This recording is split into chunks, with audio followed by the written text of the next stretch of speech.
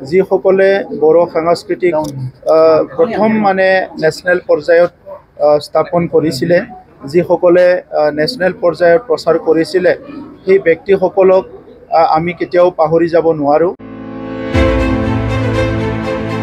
যিসকল আমাৰ জীয়াই আছে সেইসকলক আৰু লগতে যিসকল স্বৰ্গবাসী হ'ল সেইসকলৰ পৰিয়ালকো আমন্ত্ৰণ কৰি আজি সম্বৰ্ধনা দিয়া হৈছে। এই সম্বৰ্ধনাত আমি তেখেতসকলক এটা ক্ষুদ্ৰ সন্মান হিচাপে 50,000 কৰি টকা দিয়াৰ কাৰণে ঠিক কৰা হৈছে।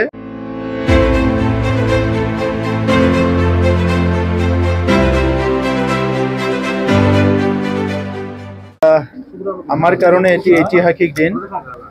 নৱপ্ৰজন্ম হিচাপে আজিৰ যি কাৰ্যসূচী সেইটো আমি খুব এটা ভাল কাৰ্যসূচী বুলি ক'ব বিচাৰিছোঁ, কাৰণ নৱপ্ৰজন্ম হিচাপে আমাৰ এটা দায়িত্ব আছিলে, যিসকলে বড়ো সাংস্কৃতিক প্ৰথম মানে নেশ্যনেল পৰ্যায়ত স্থাপন কৰিছিলে, যিসকলে নেশ্যনেল পৰ্যায়ত প্ৰচাৰ কৰিছিলে, সেই ব্যক্তিসকলক আমি কেতিয়াও পাহৰি যাব নোৱাৰোঁ।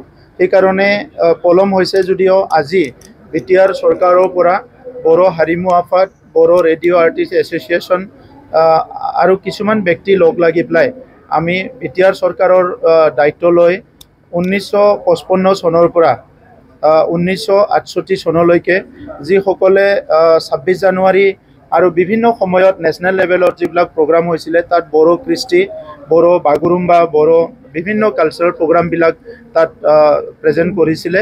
আৰু বড়ো সংস্কৃতিটো সমগ্ৰ ভাৰতত পপুলাৰাইজ কৰা, সমগ্ৰ ভাৰতৰ জনগণক বড়ো সংস্কৃতিৰ প্ৰতি এটা ধ্যান ধাৰণা বা জ্ঞান বা যিটো ইনফৰমেশ্যন দিব পাৰিছিলে, সেই মহান ব্যক্তি আমাৰ যিসকল আমাৰ জীয়াই আছে সেইসকলক আৰু লগতে যিসকল স্বৰ্গবাসী হ'ল সেইসকলৰ পৰিয়ালকো আমন্ত্ৰণ কৰি আজি সম্বৰ্ধনা দিয়া হৈছে। এই সম্বৰ্ধনাত আমি তেখেতসকলক এটা ক্ষুদ্ৰ সন্মান হিচাপে 50,000 কৰি টকা দিয়াৰ কাৰণে ঠিক কৰা হৈছে। আৰু লগতে মোমেণ্টো আৰু তেখেতসকলক এটা প্ৰশস্তি পত্ৰ আদি কৰি তেখেতক আমি দিছোঁ।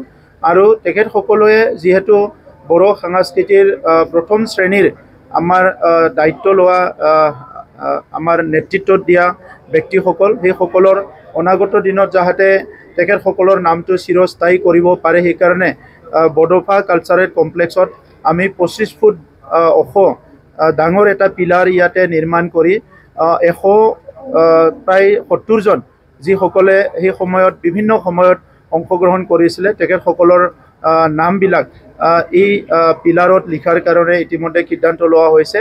আৰু তেখেতসকলৰ বিভিন্ন সেই সময়ৰ যিটো চেলেঞ্জেছ, বহুত কষ্ট কৰি তেখেতসকলে ট্ৰেইনত উঠি, বাছত উঠি বিভিন্ন কষ্ট কৰি দিল্লীত অংশগ্ৰহণ কৰিছিলে। আৰু তেখেতসকলৰ জীৱনী আৰু এই গোটেই ইতিহাসটো লিপিবদ্ধ কৰাৰ কাৰণে আমাৰ বিটিআৰ চৰকাৰে দায়িত্ব লৈছে।